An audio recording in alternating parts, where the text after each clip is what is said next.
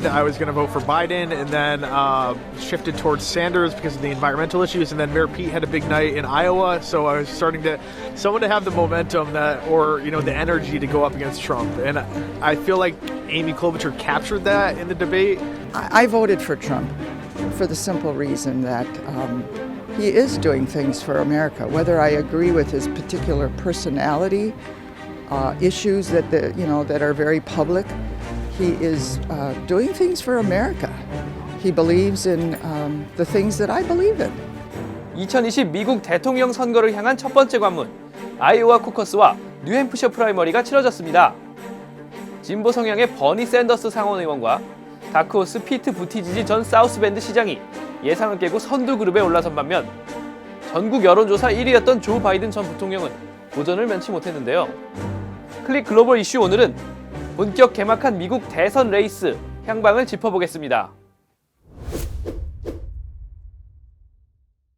The people of the United States finally want a government that works for all of us, not just the 1%. That is our message, and that is a message that is going to win this election and defeat Donald Trump. 11일 열린 뉴햄프셔 프라이머리에서는 예측대로 샌더스 의원이 1위를 차지했습니다. 바로 이웃 버몬트주 출신인 샌더스 의원은 뉴햄프셔에서도 역시 선전했는데요. 4년 전에도 샌더스는 뉴햄프셔에서 힐러리 클린턴 후보를 22%포인트로 누르고 승리했었죠.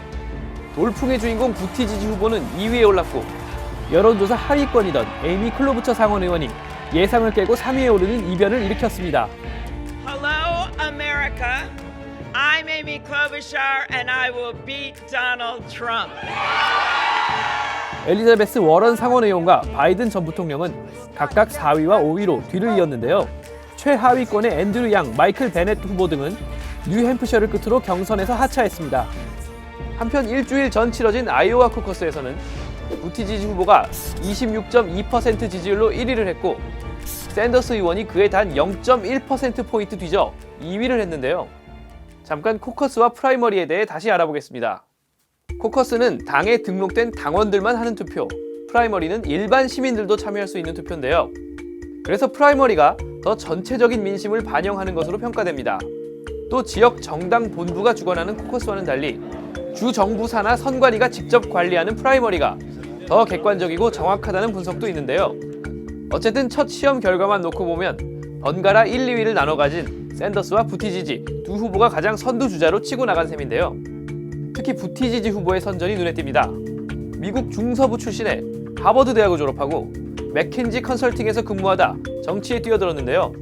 특히 27살에 해군 예비군 장교로 입대하고 시장으로 재직 중이던 2014년 아프가니스탄에 파병을 갔다 온 이력이 사회적 책무를 중시하는 민주당 온건파와 중도 성향 유권자들에게 좋은 인상을 준 것으로 풀이됩니다.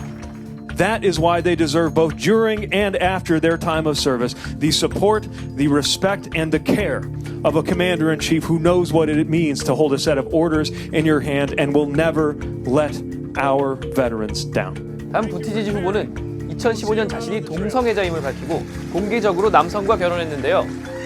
지금까지 성소수자가 미국 주요 정당의 대선 후보로 최종 지명된 사례가 단 한 번도 없는 만큼 과연 부티지지가 이를 극복하고 기세를 이어갈 수 있을지 아직 전망을 내놓기는 어려운 단계입니다.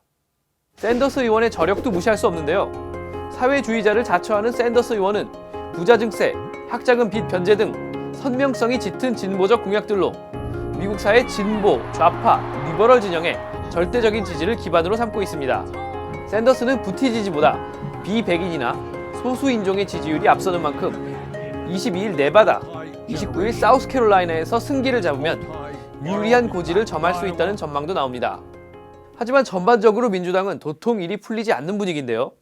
의회에서는 트럼프 대통령 탄핵에 실패했고 경선 흥행몰이도 예상처럼 되지 않고 있습니다. 게다가 아이오와 코커스 개표 과정에서 검표 오류가 발생했죠. We got 2% of the vote. Let's see who won. And it turned out to be Pete Buttigieg, whoever the hell that is. Mayor Pete. 또 주목받는 것은 바이든 전 부통령의 고전입니다. 바이든 전 부통령은 실제 투표 결과뿐 아니라 각종 여론조사에서도 4, 5위권으로 추락했는데요. 바이든 대세론이 흔들린다는 얘기까지 나오자 뉴햄프셔 투표가 끝나기도 전에 황급히 다음 격전지 사우스캐롤라이나로 떠났습니다. 하지만 일각에서는 과거 빌 클린턴 대통령 역시 아이오와와 뉴햄프셔 경선에서 모두 1위를 놓쳤지만 결국 최종 승리했다며 바이든의 부활을 점치기도 합니다.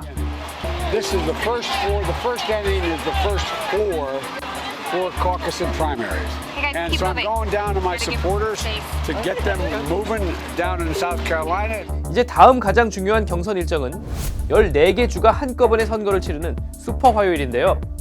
이날 캘리포니아와 버지니아 등 인구가 많은 주들이 투표하기 때문에 선두에 올라서는 후보의 윤곽이 어느 정도 드러날 전망입니다. 또 다른 변수는 블룸버그 전 시장인데요. 그는 초기 경선에 참여하지도 않았지만 여론조사에서 3, 4위권에 꾸준한 지지를 받았고 심지어 뉴햄프셔 일부 지역에서는 후보 명단에 이름도 없는 블룸버그가 표를 얻기도 했습니다. 혼란스러운 민주당과 달리 공화당은 순항 중입니다. 공화당은 아이오와 코커스와 뉴햄프셔 프라이머리 모두 트럼프 대통령이 압도적인 지지율로 1위를 차지했는데요. 트럼프 대통령은 여유롭게 승리를 즐기면서 트위터로 민주당의 개표 오류를 비꼬았습니다. 자, 이제 경주 시작을 알리는 총성이 울렸고 결승선을 향한 질주가 시작됐습니다. 과연 11월 3일 투표용지에 이름을 올리는 최종 후보는 누가 될까요?